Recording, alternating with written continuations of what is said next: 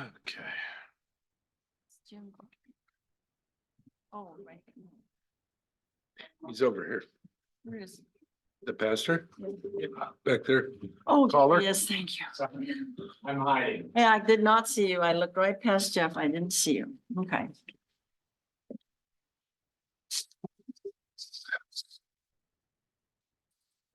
We don't have any urban renewal items on here, do we? No. It's not, I'm not gonna see.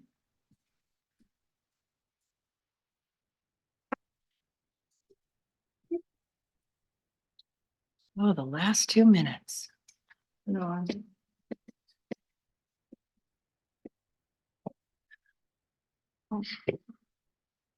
Madam Mayor, this clock is 7 minutes slow. It's exactly 7 o'clock right now. I'll get that fixed in a minute. Okay, okay.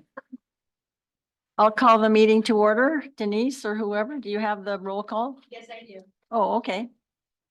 And we'll begin with the invocation by Pastor Jim Vickery from the First Presbyterian Church. Please stand.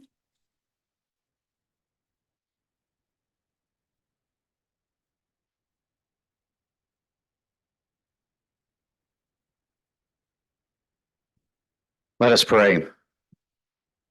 Sustaining and nurturing God, in this beginning to summer, we celebrate the sunshine that makes the beautiful flowers throughout Bandon and brings vibrant colors to our eyes.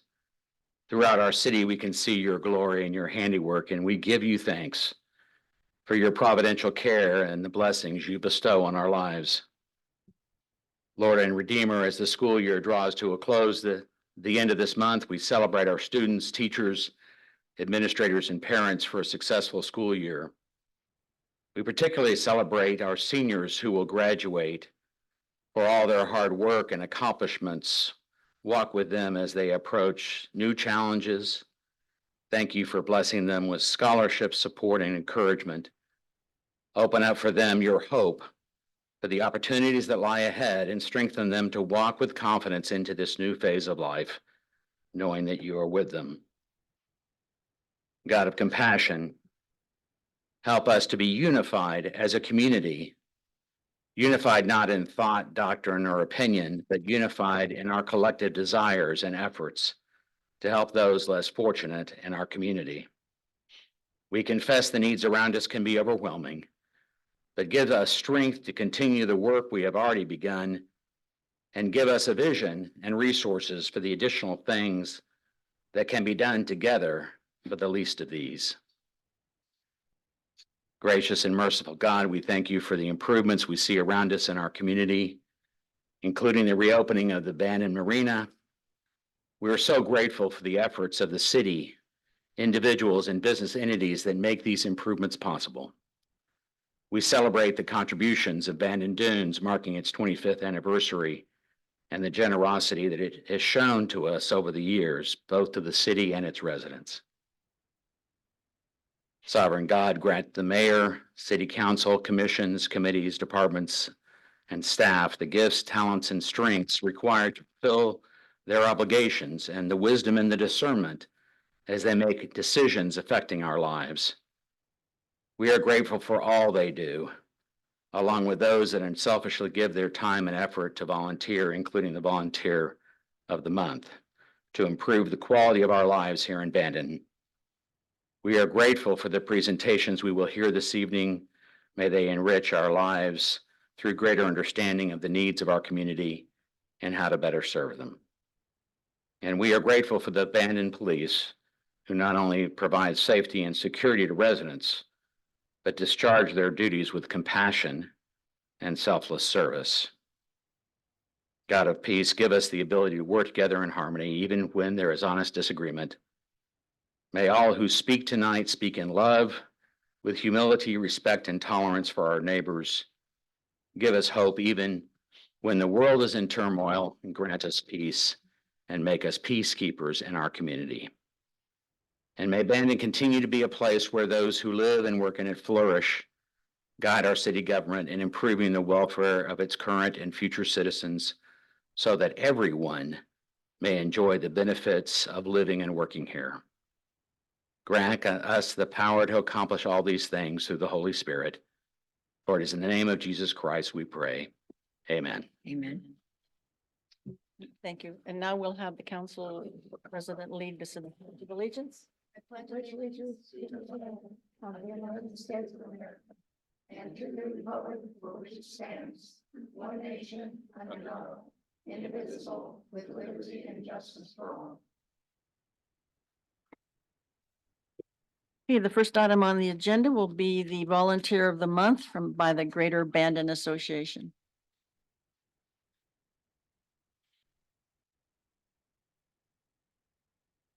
Good evening, Madam Mayor, City Councilor. I don't think. I turned the microphone on. Now you're on. There we go. Tonight, the Greater Bandon Association honors an exceptional individual whose dedication to service shows no bounds, Laura Brownfield. Laura's volunteerism transcends boundaries to global, national, and local spheres. This is very impressive, I think. For over a decade, she has been a beacon of hope for abandoned orphans and children of Ethiopia. Laura volunteers with Hope for the Hopeless, a program committed to offering care to abandoned and orphaned street children in Ethiopia who have lost their parents and families due to death, disease, or poverty. On a national level, Laura serves as a bone marrow courier for the National Marrow Donor Program, transporting marrow to patients in need. Laura's contributions support treatment for those fighting blood cancer and other blood disorders.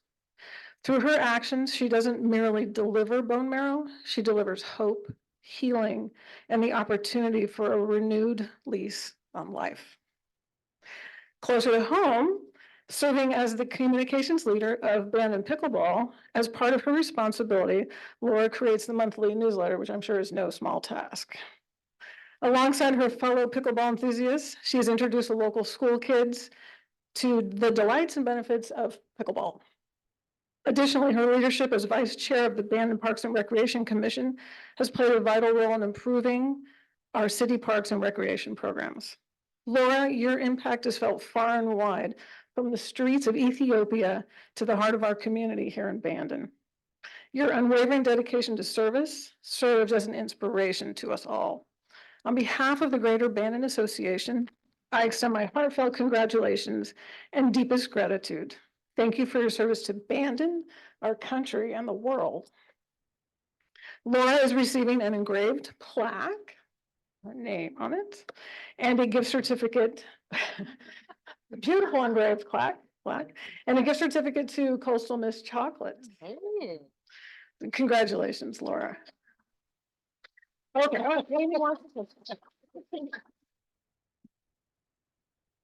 Oh. Thank you. Thank you. Okay, the next item on the agenda is a proclamation for the Bandon Dunes Golf Resort. City of Bandon proclamation. Whereas Bandon Dunes Golf Resort, the Kaiser family and their employees are celebrating 25 years of operation. Whereas the city of Bandon is immensely thankful for 25 years of enriching our community with your world-class service and hospitality. Whereas your commitment to excellence over the past 25 years has truly made a difference in our community's growth and prosperity. It's hard to quantify the economic impact, including the number of jobs that it provides for Bandon residents and those living throughout Coos County. Whereas your continued support of the city's youth programs and academic scholarships has made a difference in our children's future. Many of our young people are able to remain here today because they have found family wage jobs at Bandon Dunes Golf Resort.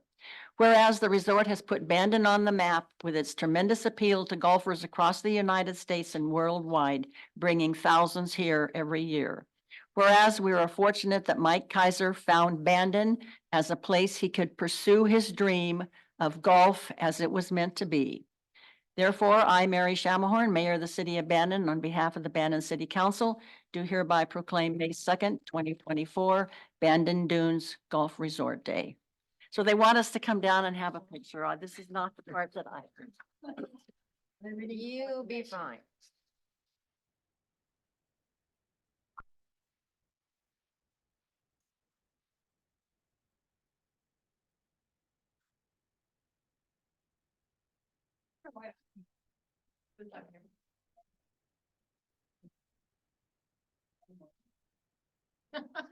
You're right. Okay, well, council, will you please come down? Thank you, everyone. We want the whole council? We're missing two of us, kind of irrelevant. Oh, we have that.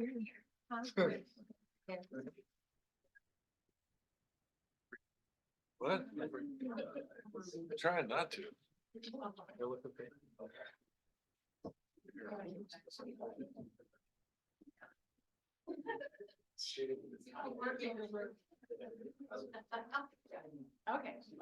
Let's get the picture.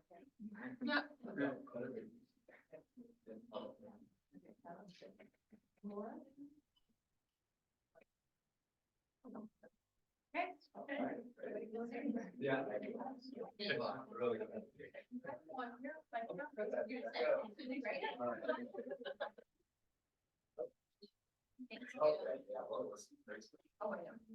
Thanks, everyone.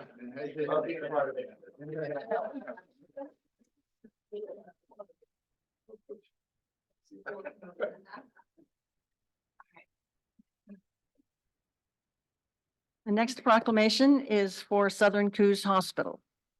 Whereas National Hospital Week is May 12th through the 17th, 2024, and the official theme is Caring for Patients, Strengthening Communities. Whereas individuals all across the country will be celebrating this time-honored event. Whereas National Hospital Week is an opportunity to highlight our hospitals, health systems, and healthcare workers, and the innovative ways they are supporting the needs of their community members. Whereas the hardworking people that comprise our hospitals deserve universal regard and appreciation for keeping our community healthy. Now, therefore, I, Mary Shamahorn, Mayor of the City of Bandon, on behalf of the Bandon City Council, do hereby proclaim May 12th through the 17th to be Hospital Week in Bandon, and urge residents to express their appreciation for the people, facilities, and technologies that make trustworthy, reliable healthcare possible in our community. Proclaimed this 6th day of May, 2024, Mary Shamahorn, Mayor. And I also want to announce that I'm also the interim chairman of the hospital board. So I will be presenting it to our CEO and Amy again. Where'd Amy go? There. She's on it.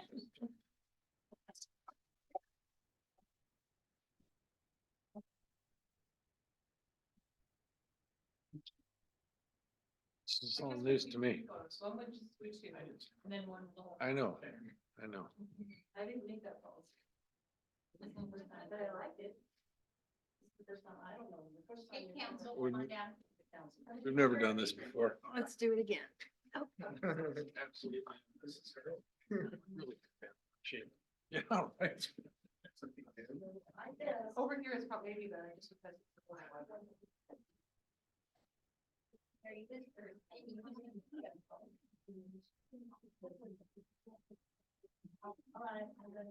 Okay.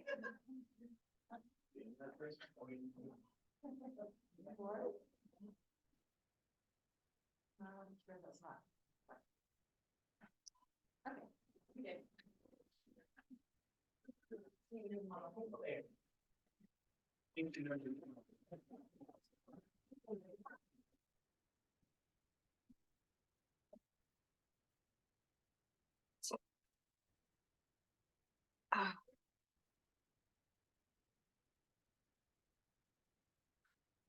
And now we have Margaret Pounder with the Chamber of Commerce. We have to get down again. No. You notice I didn't stand up. My knee is gone, so I had to do a little standing. Good evening. Happy to be here, happy to spend some time with you. We apologize for not being here last month, but it was much more important stuff, public safety. So we pushed back on our stuff. So just wanted you to know, could you turn that into, Yeah, just. that's fine, and I don't need it right now, right this minute. So let's go personal. Good evening, Madam Mayor and council members. In 2023, the chamber again participated in the longest running since 2012 and most comprehensive study of DMO websites in Oregon. This is one of the highlights of the crucial role that we play as stewards of TOT dollars. We need to know how Bandon is perceived as from the traveling public. Our goal is to increase the dollars paid to the city of Bandon by our lodging partners and their guests. And so this study tells us, how are we doing as a destination? And some of the things we learned were, how do people discover Bandon? Search engines, 73%, not Facebook, not other social ads, but just entering Bandon, Oregon into a browser. That's pretty significant. Why do people visit Bandon? Leisure, 53%. Friends and relatives, 14%. And exploring relocation, 11%. While here, 85%, number 85% visit natural attractions, not other things. And 71% look for culinary and dining. Other choices, they are interested in farmers market, historic attractions, and retail shopping. We also ask, have you ever visited Bandon? She doesn't have that yet. We're having a hard time. I don't know if we're following along here or what we're doing, but This is this is an added too. She didn't get that. okay. So I saw Mary's face. I was like, I better tell. We'd asked, have you ever visited Bandon before? 25%, no. We have a lot of opportunity. Visiting family and friends, 14%, and then also leisure, 53%. And then we asked if the website bandon.com is influential in making your visit. 35% said very, very much. Somewhat was 57%. And then what sources did you use to make your travel decision? How did they find us? Website versus computer, or via computer, excuse me, 55%. Website via mobile, 56%. And then recommendations, 46%. People recommended people come to Bandon. And this is interesting to me. Printed publications, 23%. That was not too long ago that was a big deal. Print, 7%. Big surprise. It's not a surprise to us. Not surprised by those numbers. Yeah, but it's like, okay, we need to move into the, continue moving forward. And then finally, my favorite question and my favorite answer is, are you planning to eventually visit Bandon? 87% said yes. I wanted, 90, but that's okay.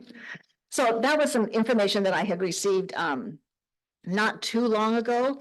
And I thought tonight that would be appropriate to talk to you a little bit about how people perceive us when we can't talk to them. I mean, visitor center, we talk to them, but we don't necessarily say, how did you find us? So anyway, now we're gonna go. So tonight we're gonna talk again about tourism marketing. And soon, We are. it's okay. And this is just gonna be up. I'm assuming you all have seen this, so I'm not going to put a lot of time because there's a lot of data. As general as a lot of data, because that's what I use. That's how I drive my marketing. So it's going to be a visitor report this time. And then it just talked a little bit about who a visitor is and who our lodging partners are. It's all 13 of the specific lodging partners. We cannot use vacation rentals in this because we just can't track them. And this is just some general information. Portland is our largest market in Oregon. Seattle is our largest market outside of Oregon. However, Eugene and Medford are real close within Oregon. People stay on an average, can I back just a second? Thank you. About 2 days, average length of stay, 49,000, 49,000 is about the demographic you're looking at, 45 to 65. And July, surprise, surprise, is the peak visitation month. And we have 52.5% of out-of-state visitors. This is overall visitation. We had last year, 621,000, almost 622,000 people visit. And that was up about 7% from 2022. And the reason you're going to see it 2019 off and on in some of this is because that's when the data actually starts comparing 2021, that we all know what happened there. So that's why you'll see 19 pop in more often than not. Average length, again, we talked about that, about 2 days, down just a tiny bit from 2022 and way down between 2019. So we're increasing. Visitor trips, 150,000 basically, 19.5% up from 2022 and 5.3% up since 2019. So people are finding us and they love us. Average trip length, 4.3 days, down a little bit, just a smidge. So we don't really worry about that. And this is a lot of data. And I don't really want to spend time on it tonight. I just want you to know it's here and that you should be able to look at it if you care to. It talks about who our people are, why they're coming to us, what they're looking for when they're here. You the top POIs and the share of trips. It talks about how, like Bandon Old Town, 84.8% people go there. Night of 10,000 lights is a huge weekend for us. It is everything from the lighting of the Christmas trees to shop local, everything there. And because the Mill Casino is part of our membership, we have logged that into our data. And so it is we have to talk about it. People do go to Coos Bay for that. Margaret, could I Yes. jump in here for just a Yeah, second? please Is do. there a way to factor in new things like the Circles in the Sand is re-upping again this year? I'm just curious to know. I wish I could. It's Okay. just the beaches. It's just the beaches. Oh. I can't log it. You No, but can't that's get a specific really with good it. point. I wonder if we can. Because I'm Good thought. curious to know. Yeah, Because what I they know do. that's garnering a lot of national, Huge. international, and people are Huge. coming from all over the country. Yeah. To visit those Right. draws. I mean, more than West Coast Game Park, 8 I Yeah, don't, I just have not, yes. yeah, let's see Yeah. if we can. You are absolutely right. And I think we should be able to target maybe Face Rock, because we already do Face Rock. Yeah, Face Rock is on there. Yeah. More specific attractions like Yep, the Circles in the Sand or even Wash to Shore. I'd be curious to know what kind of. Yep. Visits we're getting. based on absolutely. those Yeah, organizations. that's a great suggestion. Thank you very much. Yeah, you see Face Rock is the second one down there, or the fourth one, excuse me. But I think if we target the dates, we should be able to see a ping. If the dates that they Have the draw. have the draw, I was making sure Beth is still here. If they have the draw, I bet you I can target it that close. Okay. Yeah, it's a good idea. But just general information, if you have questions, that's a great one, Peter. Thank you very much. So yeah, that's destinations, just snapshot. And this I had a question with a couple of weeks or so ago when I was putting this together, and seasonality is the word. I was like, what is this? I don't obviously pay attention to it, but now I'm going to more. The city of Bandon versus lodging. So what we're looking at is, as a city, Mm. what's going on as far as tourism, and then how that reflects on lodging, because that's where it's important for us as TOT. So we're looking at not much changes. It's a little bit less dramatic in the city versus lodging. So you can see a drop toward the fall. Mhm. And this is I don't like this, but I think it's really important that you spend time on it, because it also talks about where our markets are, both year over year and seasonally. And it's a lot of the same things, but then there's some differences. And those differences is what I look at when I'm looking at marketing. It's what, oh, this is popping up on our radar. These people are coming from, Klamath Falls or wherever. And so I watch this very closely, but it's very complicated. I mean, it's a lot. Get it when I get home with the microphone. I know. What does DMA mean? Um, I don't know if anybody knows. Yeah, thank you for asking that. I- I didn't want to I volunteer. I know, I didn't want to seem stupid, but I don't think Designated anybody. marketing area, How much? designated marketing area, Okay. where people come from. It could mean anything. I mean, I had it going at it. That's why it's so hard for me to go, because it's like something different. Okay. And you're gonna see that more often as well. Yeah, that one. And then this is just kind of the same information. They like pretty things versus just numbers. And I like pretty things just because it's easier to look at. And you can see one whole year, again, 622,000 people, 2022, 507. So we had a real nice bump this last year. Park was so bad down I there. know, right? Well, I'm looking forward to 24's numbers because Yeah. Yeah. pretty Yeah. questionable. Yeah. Yes, Pretty for sure. slow. For sure. And that's part of where I'm going with the marketing. It's like, how much do you spend on not really great economy and all that good stuff? So we're not gonna get depressed. And the same thing with lodging. Lodging pretty much, it pretty much falls in place with exactly what happens with the city. But it drops a little bit quicker come fall. You can skip all this. This is just for them to look at as they go. We can't read. Yeah, we can't read it If anymore. we- Yeah, you have can't to, Read it in here, I don't think, unless we. yeah. Full it- page, full page, Magnifying. Margaret. Well, it's, I'm glad. yeah, it's Oh, we can hard to read get it. it all in one, Get it. because I don't want to bore you to death. Anyway, the comparison of trips from 2022 to 2023.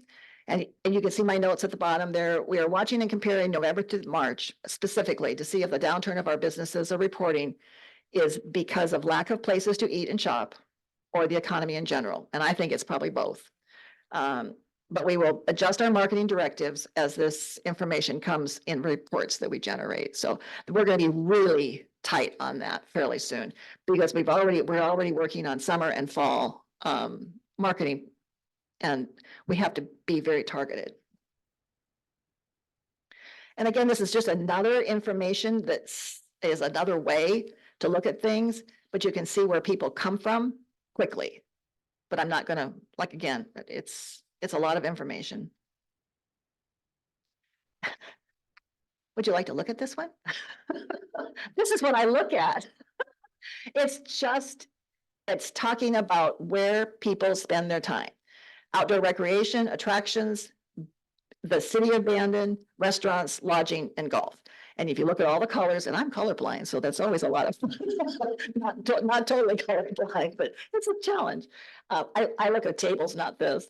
But yeah, this gives you an idea of where they are. And this is again a 2-year program or a 2-year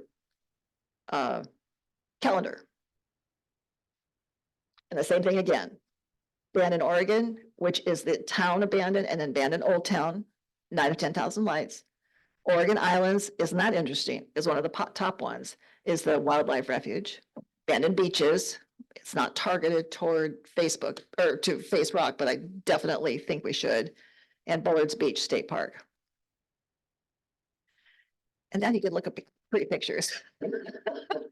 So this is just the website because we referenced that in the beginning and I wanted to give you some pictures. I don't know if you looked at the website, but this is just some of the things that are on our website. We just had it redone. It'd been since 2000, I think 17, since it had been totally redone. And so we have a lot of content on it, not just things that sales things is more for people to do. It's all right.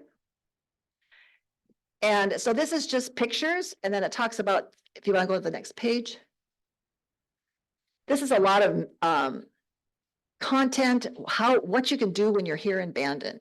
You can do a cycling trip, you could paddle the Coquille. I think you all know we do have a boat happening with South Coast Tours, so we're really excited about that. It's actually going to be a shuttle to and from, we hope, Bullards. That's the plan. That's the plan, exactly. Easy adventures on the South Coast, so we want them to stay here. And then we want them to travel away, come back for the night, spend the night. Next page. And some more, just adventures to Charleston, adventures to Bandit to Gold Beach, walking history, of course, by the Historical Society. And then just these little things at the bottom is another things that we want them to know that they can do. We have a lot of birders. I think you all will know that, but it's an amazing. It's great.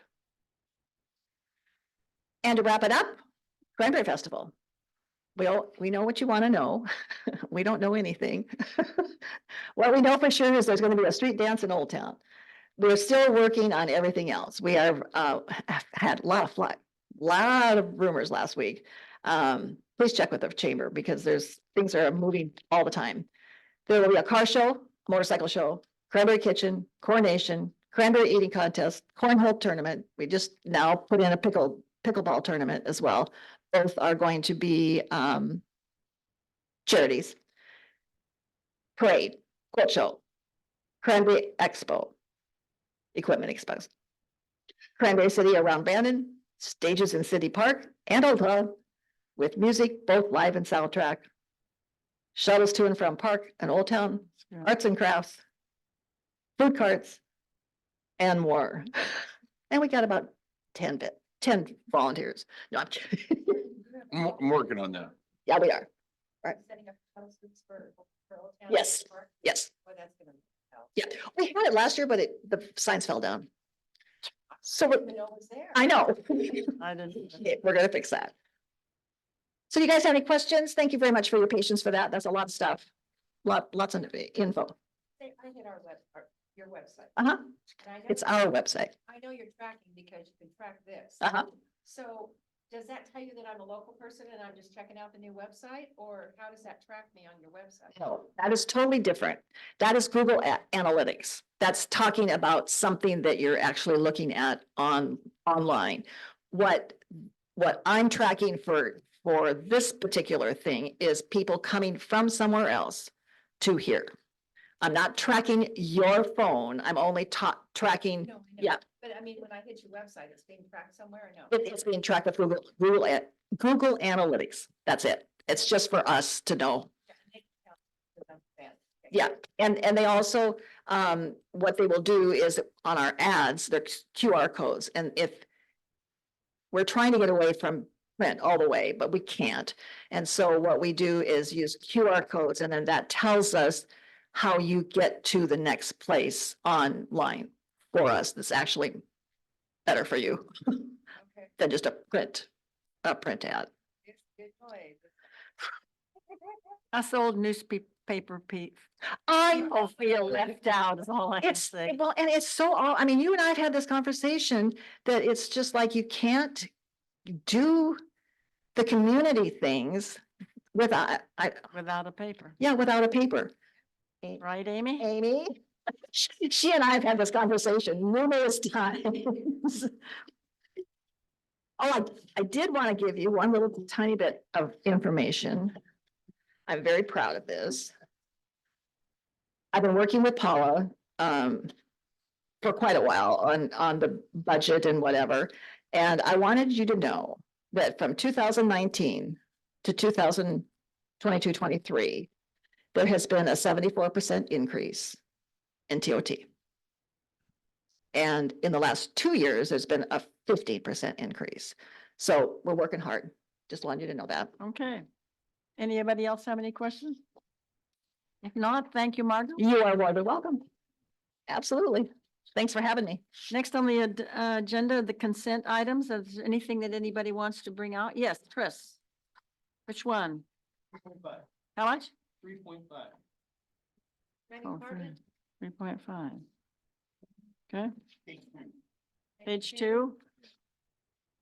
Okay, Okay, the host compliance program, is that the one that was set up for somebody makes too much noise, they call the cops? All that? the what? Yes, Host it's, compliance. Why don't, and ask Dana. Okay, is that the one that we set up? So like, if somebody's making too much noise, they call the cops and they call the, Yeah, they call a hotline number. right? Yeah. Okay. So there received 5 compliance calls in the last 30 days and a total of 39 since implementation. Now, when exactly was this implemented?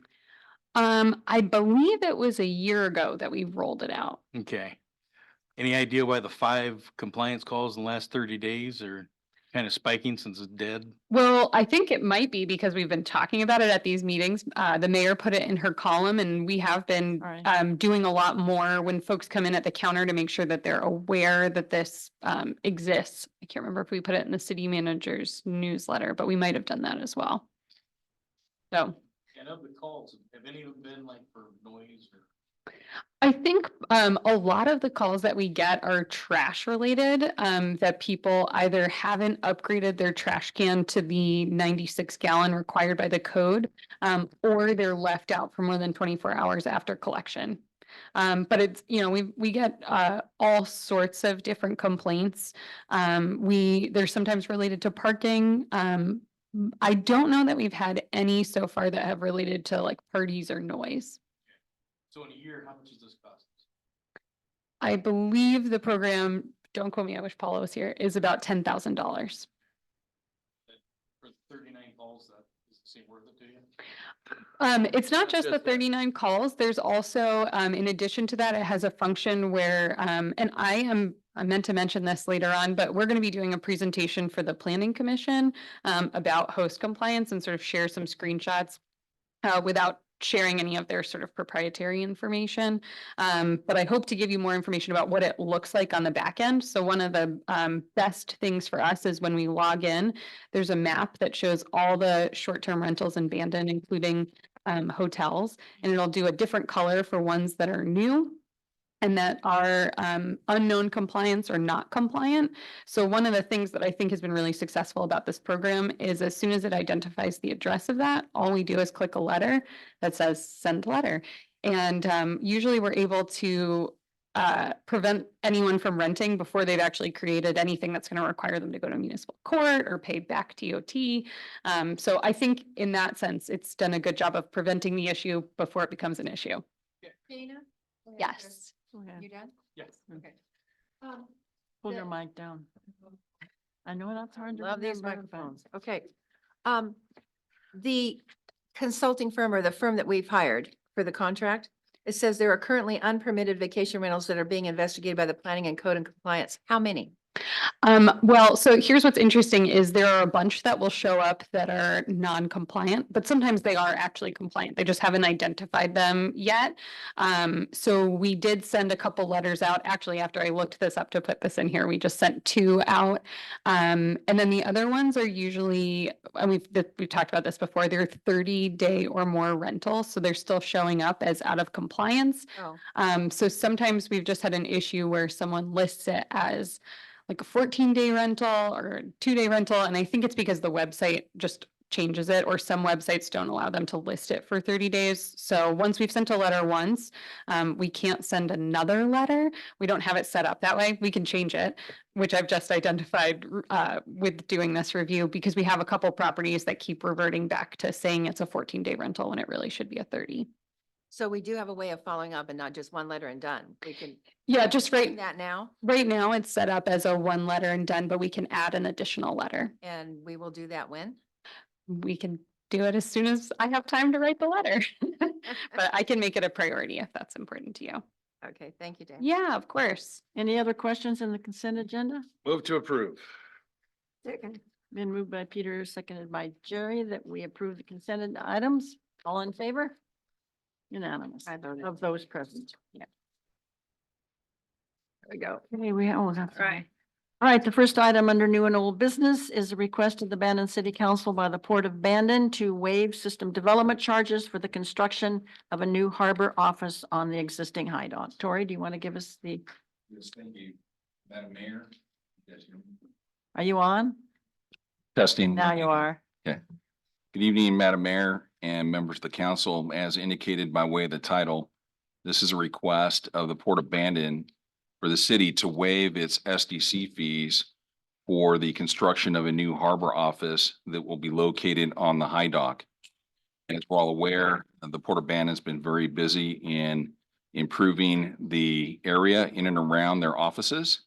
And with that, this new facility would provide increased access to harbor offices and facilities, as well as include the additional construction of restrooms that would be available for use by the public and visitors of Bandon. So with that, they submitted a letter to the city dated April 4th, requesting that the city waive the fees totaling $18,000, $18,220.63. And with that, if the city council is interested in waiving those fees, city staff would be happy to facilitate that. But in the end, that concludes my presentation, and I and Dana are available for any questions. Thank you. Could you clarify, where's the high dock? Where is this building gonna be? As it was explained to me, the high dock is the area in which the launch ramp was at, where we were staging for the ceremony this past week. But it Really? is immediately, No, I don't think so. I think it's behind the. It's behind the high dock, loft. The loft building. The loft, I think at one Okay. point was called the High It Dock was. Building and then got renamed the loft. So the building is directly north of that, so closer to the water where, Next. to yeah, Prowler Prowler Park. Charters, and then behind that will be the High Dock Building. well, that explains a lot then. So I appreciate that. But yes, Okay, you mentioned, you and I were talking, and you mentioned about the fact that apparently the fireworks are not going to be able to be shot off at Bullards, that they want to be shot off at on yeah, your I property. think that the city staff has investigated alternative locations for staging the fireworks. It's preferred by city staff that it be staged in the area where it's been historically located, and that's on property owned and controlled by the port. And that's across the river? Yes, Oh, okay, okay. Well, I didn't understand. I thought you meant that you wanted them down on the. gonna change. But there was a question as to whether or not that was going to be continued to be allowed. Is that correct? correct. Okay. There's concerns that were raised about scraping the ground by the tribe. In addition, I think the availability and ability to use that area is subject to the port's approval. Okay. Also, I think that, I mean, I think we have, if we are intending to do this, I think we have several things that we could do. One would be that as part of the agreement to waive, that we would need a signed authorization that we could continue to do the fireworks where they have been located. And also we had, I believe when Dan Chandler was here, we had entered into an agreement with them to pay $75,000 toward paving their parking lot. And now I understand, at the last port meeting, I believe there may be a few less parking spaces there, for one thing. I know we sent a letter, but according to the chairman of the Parks Commission, or the Port Commission, he didn't see the letter the night of the meeting. He didn't see the letter until the next day. And we had expressed concerns. While we might have supported what they're doing down there, we did not support the loss of any more parking.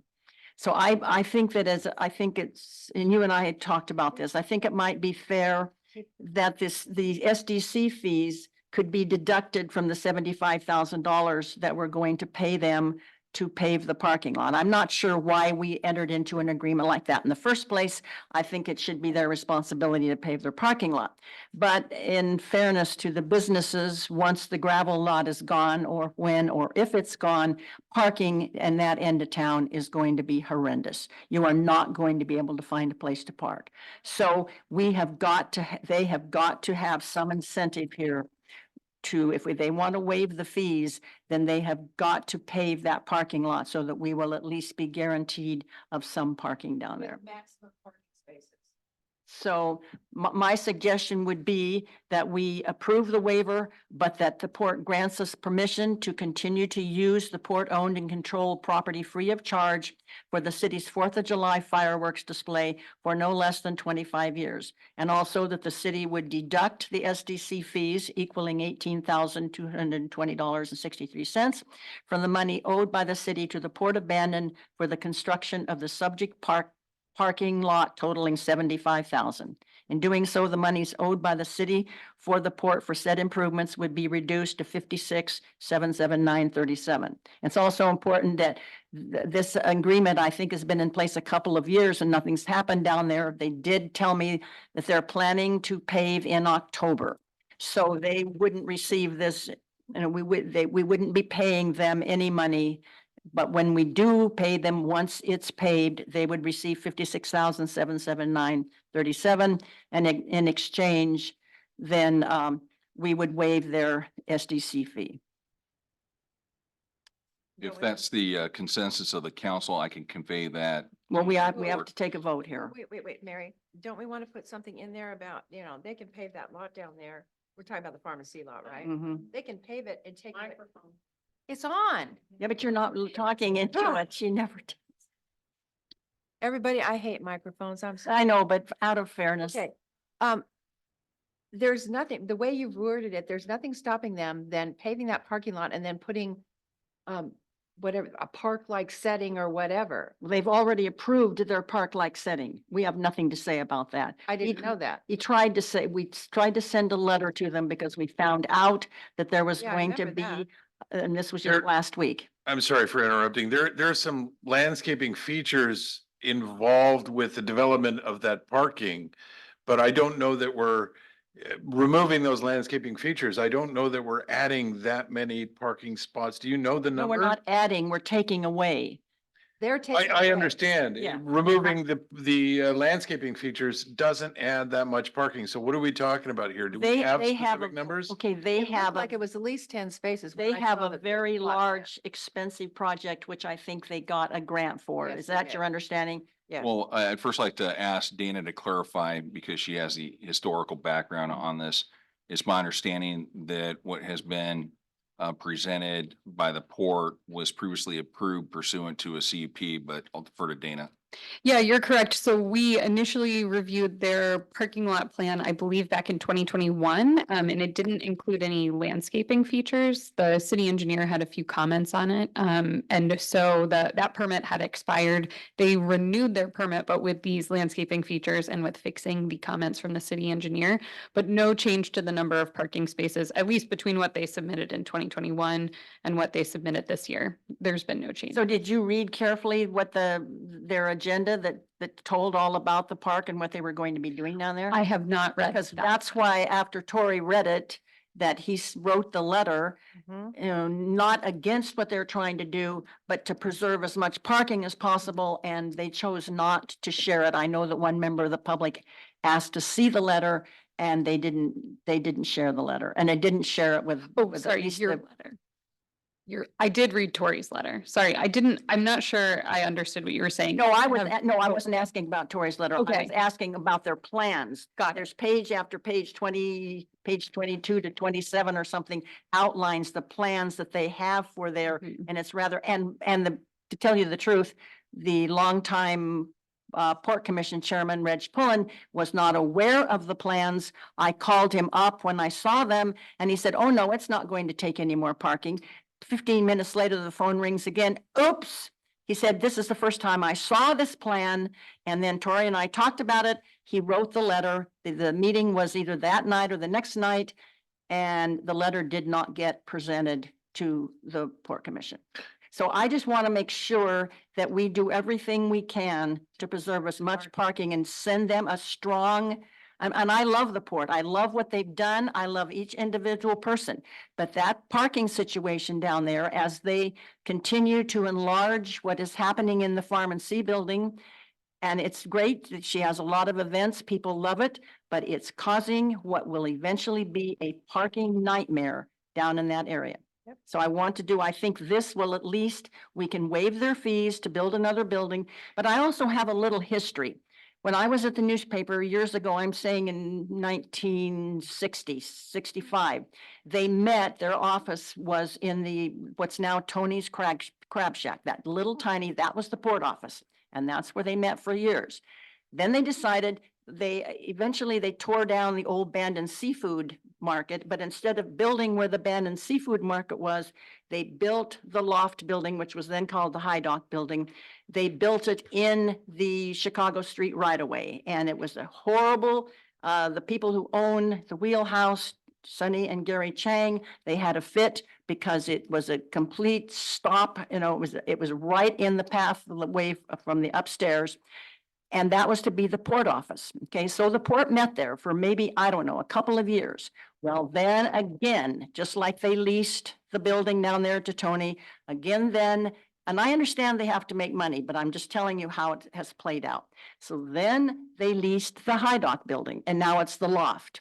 Now, so they went to the Coast Guard building, which they also own. That was a trade with the US Fish and Wildlife Service for some refuge lands out there. Okay, so then they met there. And they also own the Coast Guard building and have rented out offices there. Well, now they want to move again to back to where they could move to the High Dock building. They own the High Dock building. But instead, they are now building another building. So that will be, 4 or 5 or 6 buildings that they own down there, all of which they get rent for. So I think there's a little history here. So I think we need to tighten up, and I think this is the way to do it. I mean, it would be awful if they decided that we couldn't, since they own the property, that we couldn't shoot the fireworks off. That would not. Yeah. That would not make people happy. No. And I I think, don't, I'm sorry for interrupting. I don't think that's gonna be a big issue to get an agreement, a memorandum of understanding to be able to use that property for the fireworks. That's, one question I had. Am I mistaken in understanding that part of the money that they're using to build this parking lot is through a grant? Do we know about the funding source? Because I've been led to believe that they have certain restrictions or they have to meet certain requirements in order to get this money. That's my understanding, is that they received a grant from Travel Oregon, which requires that then there's some sort of tourism component to the parking lot, which is why they've included the Finian Forever and that sort of the Wash Ashore piece that's in there and some of the other items. And I'll just plug too, in case anyone wants to see the plans, the planning department does have them. We are in the process of reviewing them, so. yeah, I will say, I Public do have to available. explain this a little bit. In 2018, when I happened to be at the planning commission that night, when the port came to get a conditional use permit for Lori, they were going to build out there on that concrete pad. They were going to build another building where she was going to do some retail and some restaurant. And that night, the planning director, John McLaughlin, recommended that as a condition of approval, that they pave the parking lot. I mean, this parking lot issue has been ongoing, and they have just spent $11 million down there on the port, but still the gravel lot sits untouched with a few little pieces of yellow paint on it, which is worthless as far as a decent parking lot. So I know that in 2018, and it was Cheryl Bremer and Harv Shabothi, who both raised their hand and made the motion to not require them to do the parking lot. So we had a chance in 2018 to do this, and we chose not to.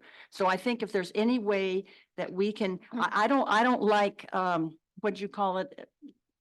Gentlemen's agreements, Memorandum of. memorandum of Yeah. understanding. No, Yeah. this is much more a tighter way to do it. Well, and I think you're right on that, because they say the port contends the project will not place additional demands on existing city resources. They're putting in a bathroom down there, right? Yeah. You gotta have water, you gotta have sewer. Yeah. I mean, That way we'll have the money, will go from what we don't have to pay here, will go into our SDCs to basically, we'll transfer the money into our SDCs, correct? If that's the desire of the. I mean, if council. this is the motion that we pass, that's where Correct. so we won't be out, we will just be paying less to help them with the parking lot. We could have encouraged it with rules and responsibility, but we chose not to do that. And now we have an opportunity, and I think we need to take it. I'm in favor of removing the 18,000 from the agreed 75,000 contribution for paving the parking lot. I don't necessarily feel like I'm in favor of kind of holding the project hostage with $18,000. I don't think we necessarily need to do that. I think we can advocate for the needed components that the city feels without trying to hold that 18,000 hostage. I don't think it's holding a hostage. I mean, That's, yeah, I mean, you're either gonna save the money or you're not. Right. well, no, I agree that it should Yeah. be removed from the 75,000, but hypothetically, if they were to say, oh, no, we can't give you a 25-year lease on the property over at Bullard's Beach to shoot the fireworks, is that a deal breaker? We're not going to waive the Yeah. SDC because of that? Exactly, Pretty Yeah. much. Oh, pretty much. okay. Do I hear a motion? Okay, I don't know how this motion's gonna go, but I'm gonna make a motion. I'm not gonna read this whole thing. It's already in the minutes, correct?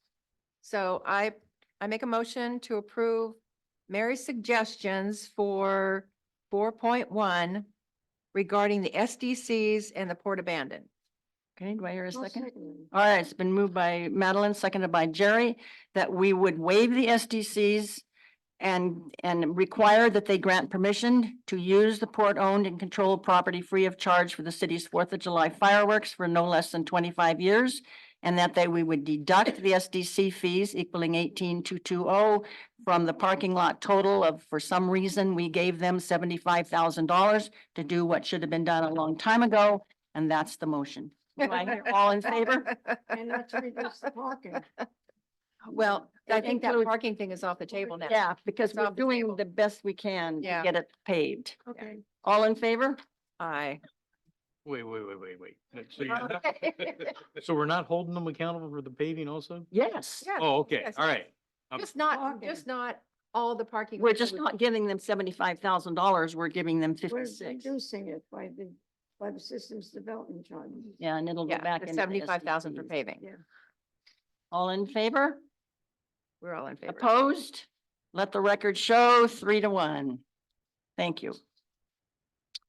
Okay, now we'll have the 4.2. Oops, 4.1, 4.2, request of the city council to authorize the city manager to enter into a professional services agreement with the Dyer Partnership for professional consulting services for a period of 3 years. Tori? Yes, thank you, Madam Mayor, members of the council. This is a housekeeping item that has been brought to my attention. It pertains to an RFP that was circulated back in January 16th of 2021 to solicit proposals for contract civil engineering services. And on February 19th of that year, the city received a total of 4 proposals, 2 of which were deemed to be non-responsive to the RFP.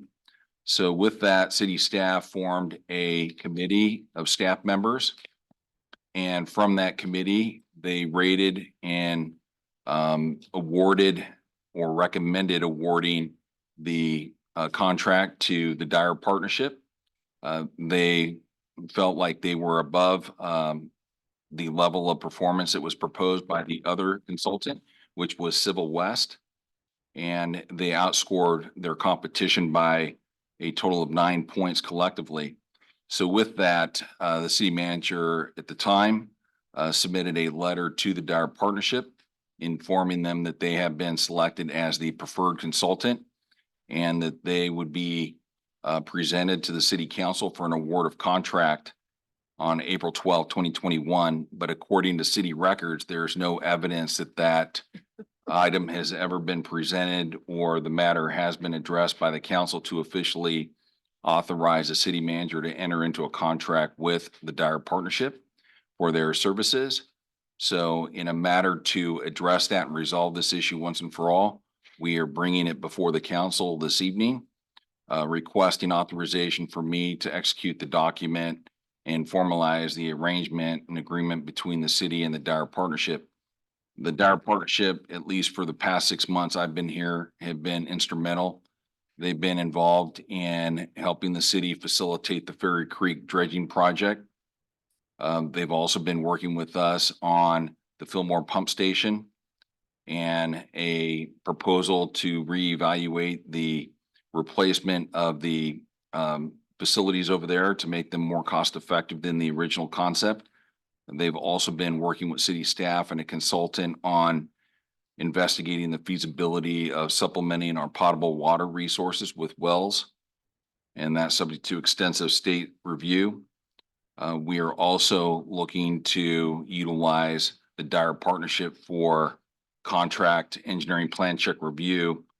That is something that has been an issue here historically with reviewing civil engineering drawings internally by staff. We don't have any licensed civil engineers that are qualified or have the ability to provide that level of review to ensure that the plans meet the applicable civil engineering requirements and laws that govern that. So all in all, it is with that staff would recommend that the city council authorize me as a city manager to proceed with executing that agreement. We do have a representative from the Dyer Partnership present, Aaron Speakman, and he's a high-level executive with the firm, and he's available to answer any questions. Okay. First of all, I'd like to know who was on the committee that reviewed the proposals. We didn't know anything about this committee. I wasn't here at the time. No, I know, I'm not saying Right, you. right. Dana, So- you know? Dana wasn't here either. I was. Or you were, okay. I think I was on the committee, but 2021 feels like so long ago. Yeah. I believe it was Tim Leakey, our public works supervisor, myself, Dan, and I feel like there was one more person, but I can't quite remember who it was. It might have been Jim from the water plant. Okay, so it was all city staff. Yes, that's correct. Okay, I just didn't know what that committee was. Second of all, I have personal experience with Dyer Partnership being extremely biased on projects, that whatever engineer they appoint to that particular project, if they have a personality conflict with the contractor and or the other engineer for the applicant, that they can make it very, very difficult on the owner that's trying to do the construction project. So with that being said, I'm not comfortable with them having 3-year. I would tend to say have a 2-year contract and review at that time. That's my suggestion. And is Dyer's representative going to come up? Oh, back in the back. I didn't know. I knew you were hiding back there.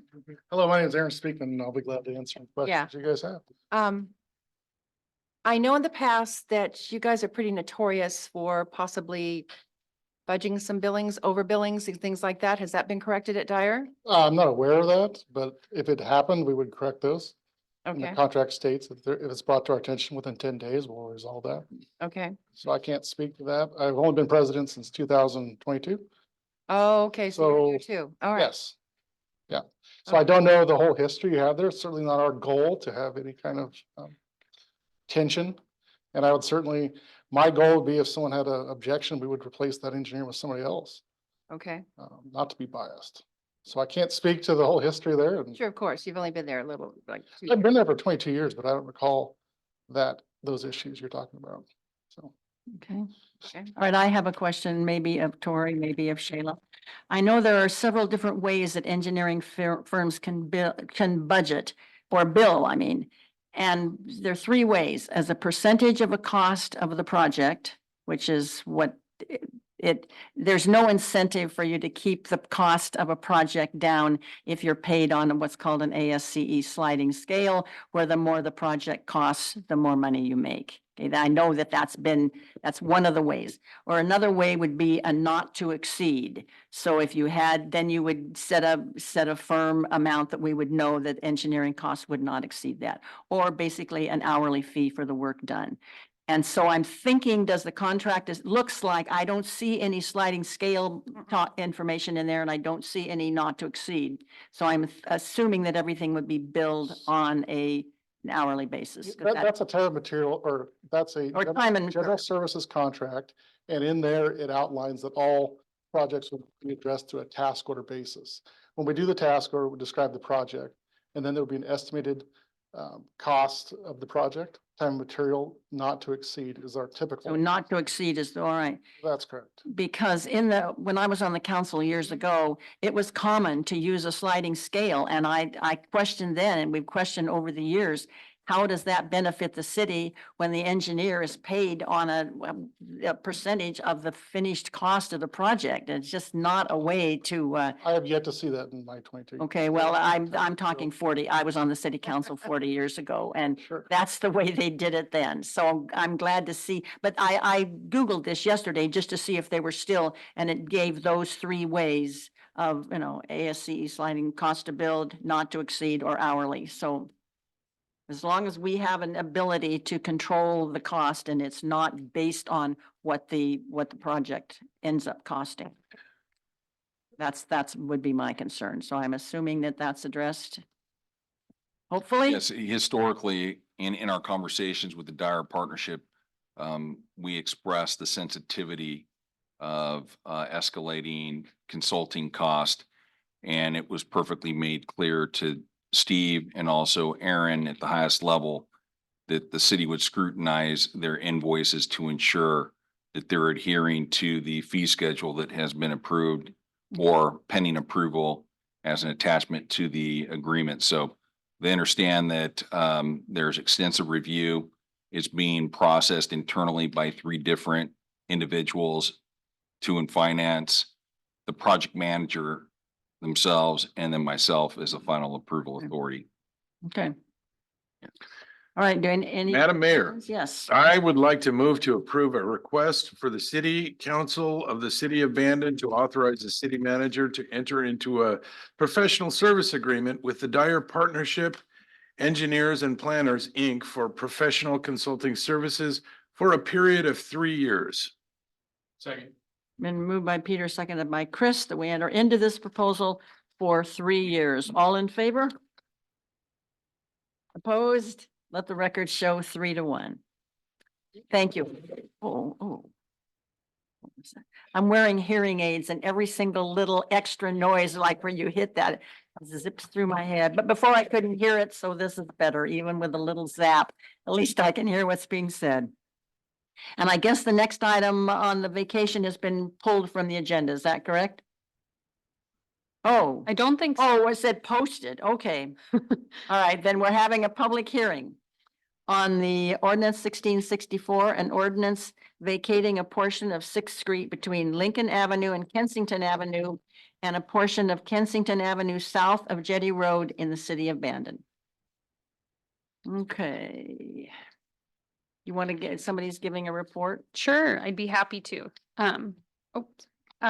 So you should be familiar with this one by now.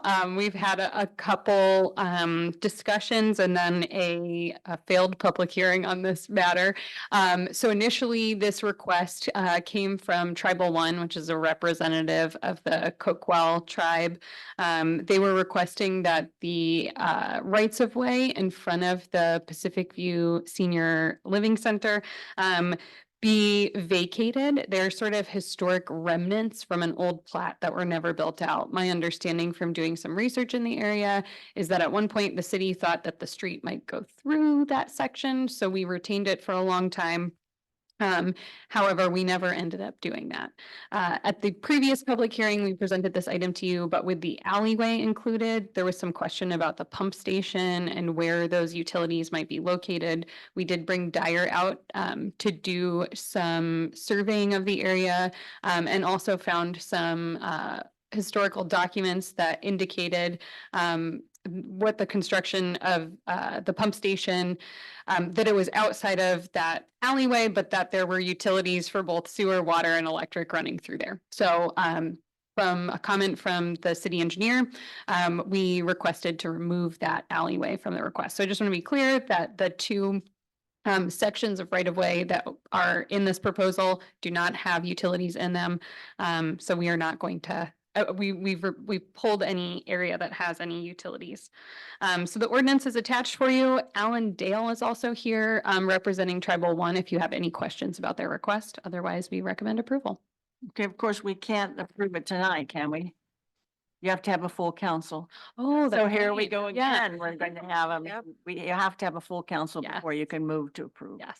So, but we will look for a motion to, well, the first motion would be approve, the second motion would be to adopt. So that while we, isn't Mary that Jo? correct? Are you going to take public comment? Yeah, I was on gonna this? say- Yes, that's going to be the Great. next thing. Yes. Is there anybody here that wishes to address the council? Oh, I keep forgetting. I'm not used to, all right. Okay, are you gonna find somebody to? I'll ask. Alan, did you have anything to add to what I presented? No, Dana, thank you. And thank you, Madam Mayor and council members. We appreciate your consideration. We support the vacation as proposed, and we appreciate staff's assistance on this. I'm happy to answer any questions. Otherwise, I'd reiterate Judy Farm's comments from March 18th. Okay, anybody else wish to address this? If not, would you, Shayla, would you read the ordinance by title only, please? Sure, thank you.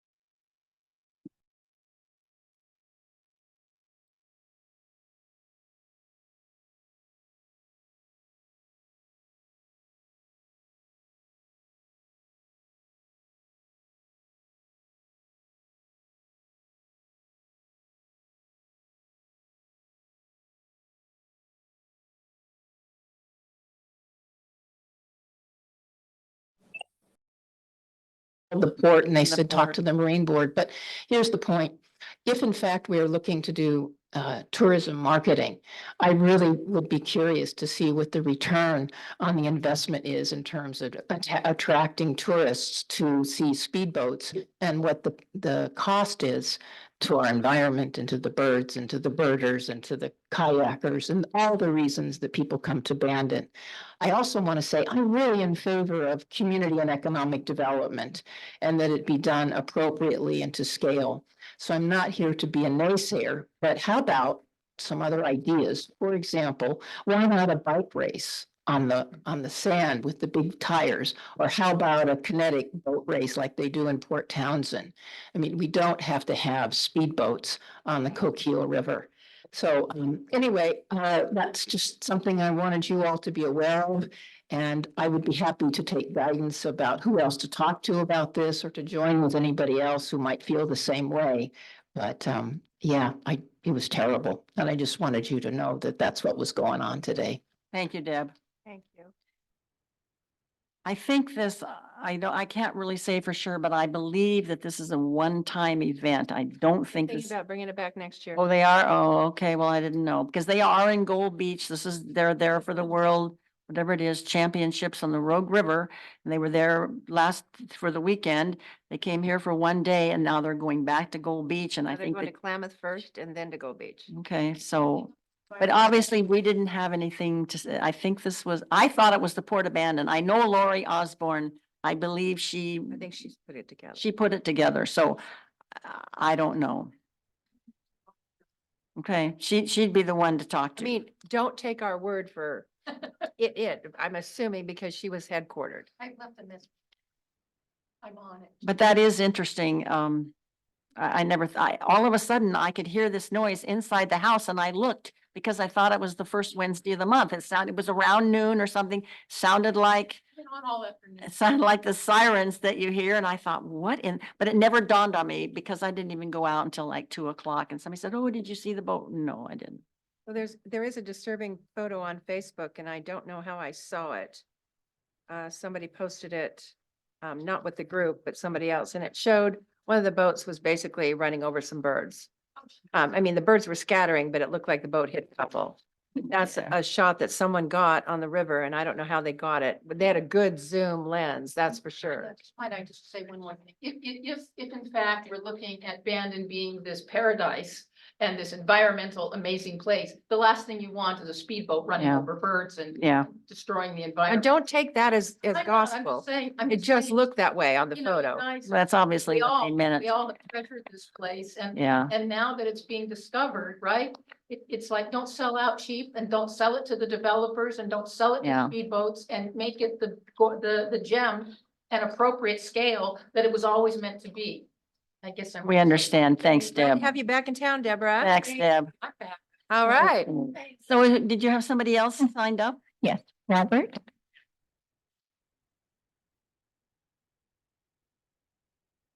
We try to keep it in 3 minutes if possible. Okay, Yeah. my name is Robert Clarnon. I live in the donut hole, and what I'm here tonight is to talk to you about the city of Bandon's position on the donut hole. I own a piece of property there. There's another property owner there that are trying to petition Coos County to vacation a portion of Harrison that has already been vacated, so it wouldn't, it can't go through anyways. I'm on the north side of Harrison where it's vacated. The other petitioner is on the south side of Harrison that's petitioning to have that vacated. I haven't got my petition into the county yet, but my other neighbor has his already through there, and it was stopped by a letter from the city of Bandon to say that their influence to possibly take over the donut hole would preclude this guy from using his property the way he wants to.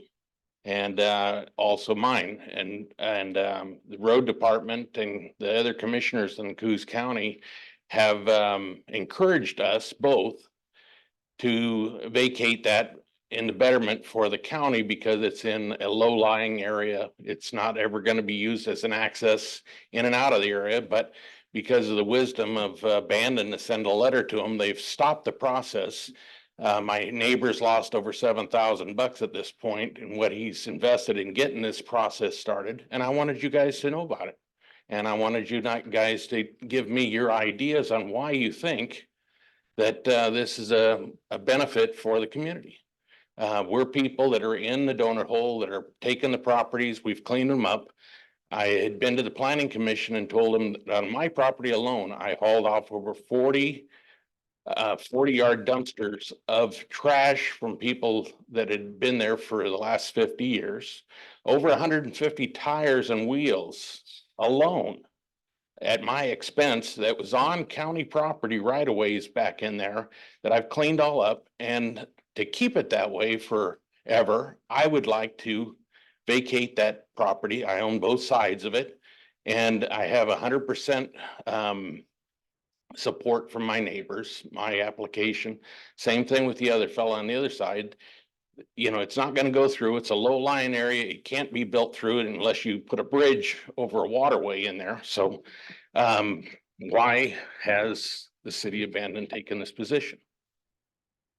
Okay, well, maybe we could ask the people over there who might have written the letter. We didn't write the I letter. didn't know anything about the letter. I knew about it because either you or somebody stopped me at the meet and greet. So I'm Dana- the one that talked to you, and I'm the one that sent you a letter. Okay, And you know, and I'm gonna keep following this ball because I think it's an overreach of what the city of Bandon should be capable of doing. It's an underhanded way to legislate the power of the city to the county and without due process. Dana, I'm gonna let Dana explain that because Either that or We you don't- just make an appointment with him to talk to him. well, I think we We- need to we- know we've because had conversations. we're and going to hear about this and I think we need to hear it in public.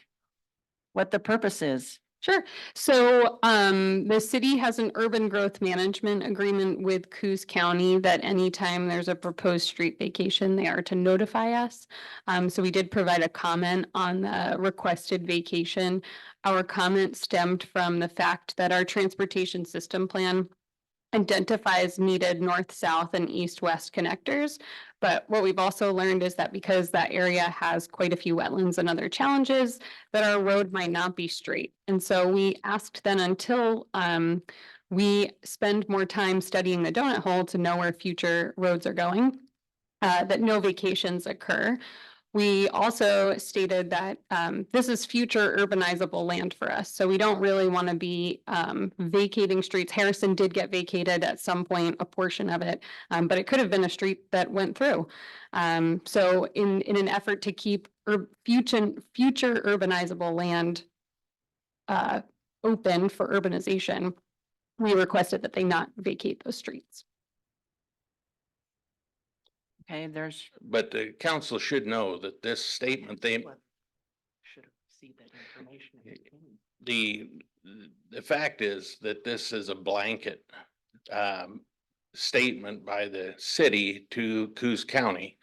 And it deprives me and the other property owners of due process. If the city has a standing where they believe, because they've had a study open since 1985 on the donut hole and the transportation in there.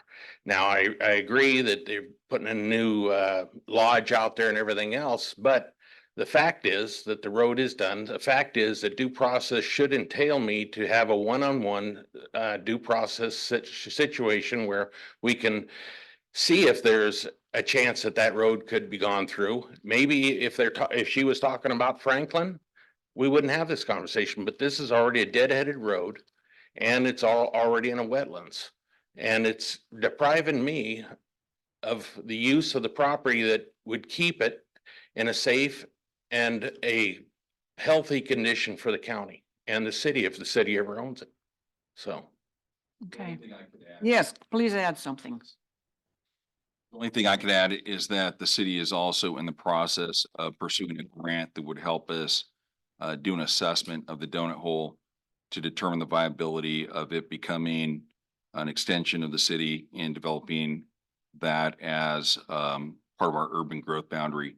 In addition, as you understand, with the Gravel Point project, there was a condition of approval that was written that assigned the commitment of $20,000 to fund a study to look at vehicular access to and from that area. And so before we were to decide to vacate any easements or roadways within the donut hole area, it would be in our best interest to fully understand the issue prior to doing so. And that's why we've refrained at this time from vacating any streets within that area until these studies are completed. I guess I just have one comment. I'm wondering why a decision like that was made at the staff level, at least to, before we get contacted, and we do. That's what the problem is of lack of communication, is that we're off in the front line that get these comments, and yet we don't know anything about it. So I think in this case, it would have been nice, maybe the outcome would have been the same. But it would have been nice that before we send a letter on behalf of the city, then it has nothing to do with the city council. It just would have made it cleaner if we knew more about it. But I do understand. I ran this by, after you talked to me, I ran this by a person who was with the city for many years. And he said, for one thing, your property does not pertain to this, but we are looking for some way to have an east-west road from Beach Loop out to the highway. And in the past, there have been vacations, and not only vacations, but people maybe building what might be an accessible way through. And the more that people develop out there without a true plan as to how we're going to get from here to there, I think that was part of the purpose, although they didn't talk to me about it, but I understand where they were coming from. So Well, and I'm sorry, but I think a comprehensive plan would have been a good thing to have in place. You've been working on it since 1985. or That's, clearly the policy that's been there. But again, this property already does not go through. I It know. won't go through ever in its lifetime. And for a blanket I know that. I know that's policy the problem. is egregious, and it's an overstep of power. And not having a public hearing over these things and not letting the city council be the one that sends out this letter and understands it. It's again, it's jurisdiction by a bunch of paid employees. All right, And but that's now- wrong. Okay, but let's not get too. Well, I'd like, But I I would agree. like to ask. I wish there'd been some way that individual requests could have been looked at. The county, before the county did anything, that the city would weigh in on. And there aren't going to be that many requests. And rather than, as he said, have a blanket policy where it eliminates things that probably never will go through, that maybe it would have been better if we could have just said, we encourage you, please look at them carefully from our standpoint, or give us an opportunity to weigh in. That might have been a better way to handle it. I think you as a council should require that. Well, but the damage has been done, but there's. Well, it has nothing. It's not to your- say that it can't change, but anyway, That's right. Okay. And we I- we do understand your concerns. And next time, I think before they send out letters, they'll probably include us in the letter, okay? well, I'd like to see some conclusion of this thing because, we have a group ourselves already in the donut hole that are our coalition that this has instilled, and the city has a identity crisis when it comes to the donut hole that you guys need to address. If you ever think that you're gonna take it over, you better make sure that we're happy out there. Well, we didn't, okay, but wait a minute. I've been here a long time, okay? A long time sitting up here in this chair. And there were times when we begged the people out there, probably not before you and Loria, Oh, I've group, heard about it. okay, but we wanted to bring in, even though it probably would have cost us money. We have such a very small tax rate, so we wouldn't be getting as much. But if we were required to open the streets, pave the streets, if we were required to bring out sewer and water, it's going to be a big cost for the city, but we were willing to do that.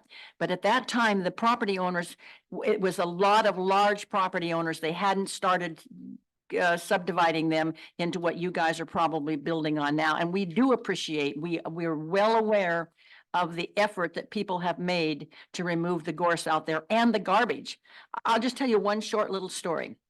We paid somebody, I don't know, $50 to haul my mother's garbage to the dump, okay? Then somebody calls me at home and says, why is your mother's garbage dumped out there in the donut hole? And of course, I raced out there, and here were her prescription bottles and everything were laying in the big, so obviously we had paid a man, but he decided it was easier to dump in the donut hole. So I do understand how you have cleaned up and how the property owners there have cleaned up.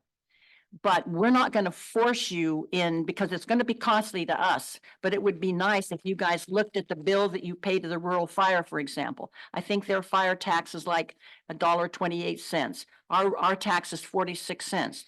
We don't pay the rural fire tax inside the city. So you might look around and see maybe if you had enough people, maybe you would initiate coming into the city. Well, Well, I don't know, but anyway. but when we're overhanded by situations like this, I don't think your PR is going up on the high Well, scale. no, It's kind of going down in the dump. we often have, all right, that's So- okay. I can see, he's telling me that. My concluding statement is I would hope that you guys take my comment, discuss it between yourselves and address to your staff a solution. Okay, That's all I'm asking All for is right. a solution. thank you. Thank you. All right, do I hear anybody else that wants to address the city? Gloria, do you want to talk? Come on up. Gloria Arnold, donut hole dweller for 22, 23 years. We were the first ones out there. I think literally the city said, wow, somebody's out there now. And they said, well, enjoy, because no one else will ever show up out there. And now we're inundated, Yeah. but we have come and talked to the city multiple times. And at one point, we kind of got that offer of, well, we won't hit you with all the costs of bringing all the city services down the road. I even made sure we got grandfathered in with our systems of wells and septics until complete failure. But then it shifted and it was, if you want into we'll happily bring you in, but you have to bring your road to current standards.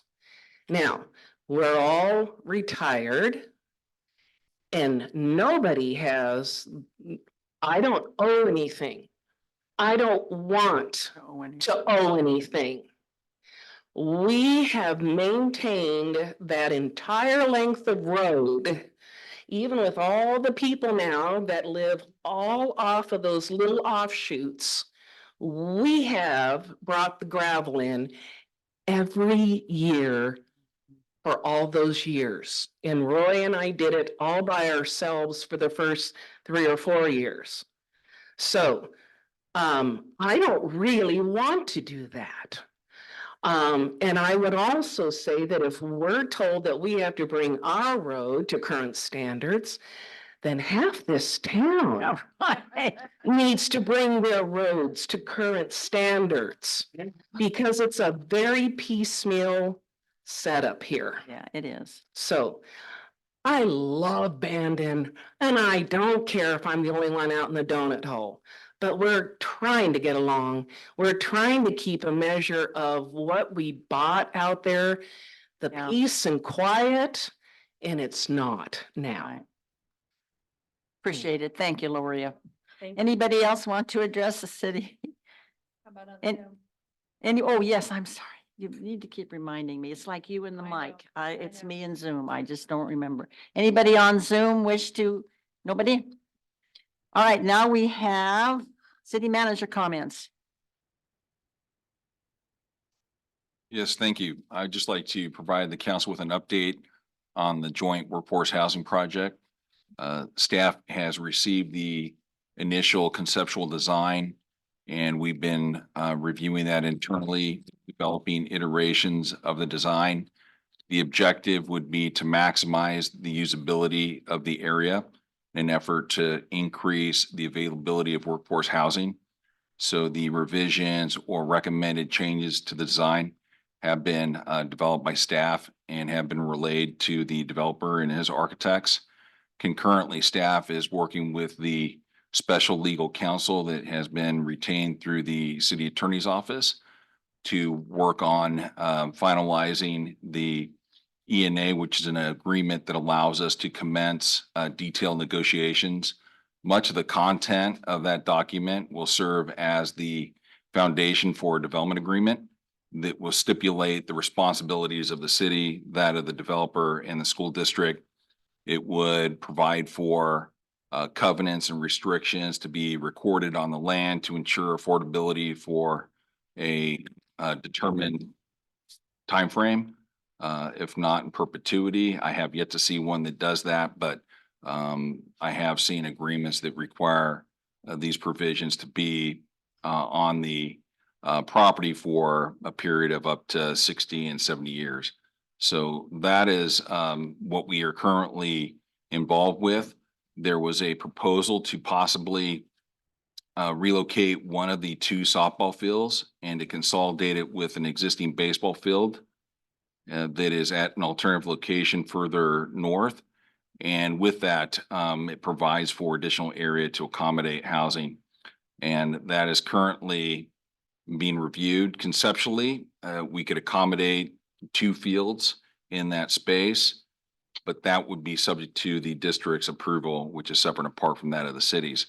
I understand that the district's in supportive of that because it would result in the renovation of that baseball field with the addition of the softball ball field, and also because of the residual benefits to the site and that of the adjacent existing ball field that will remain, it will also be improved.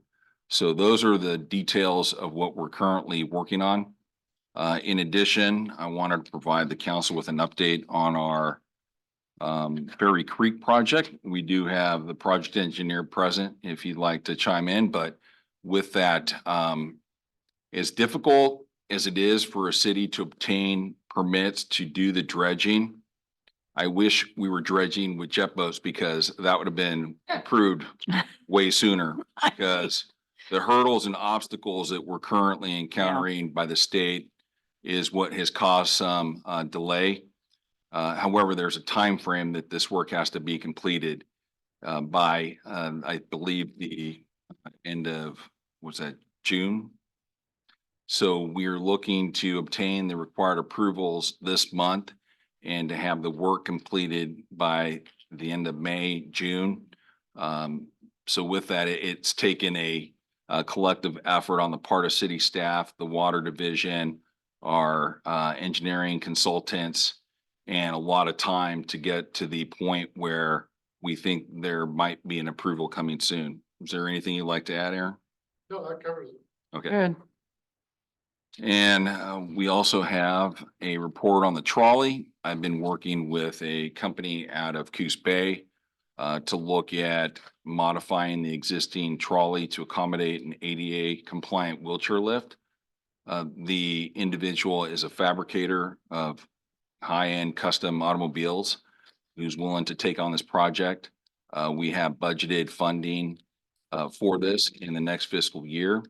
But with that, we are waiting to receive a final proposal for the cost of this improvement. In addition, we have the ability to do some modifications to the existing graphics that would identify it as the city abandoned trolley versus just trolley. And that's part of the proposal.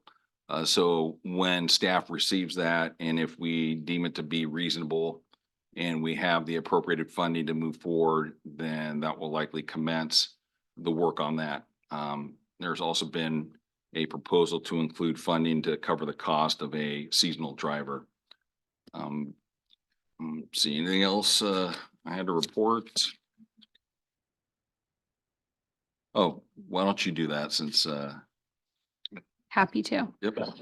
Just wanted to report that the playground equipment has been installed in City Park. And I believe when I was out there today, Public Works was putting the mulch back. Wanted to let everyone know that there is a ribbon cutting. Please don't forget.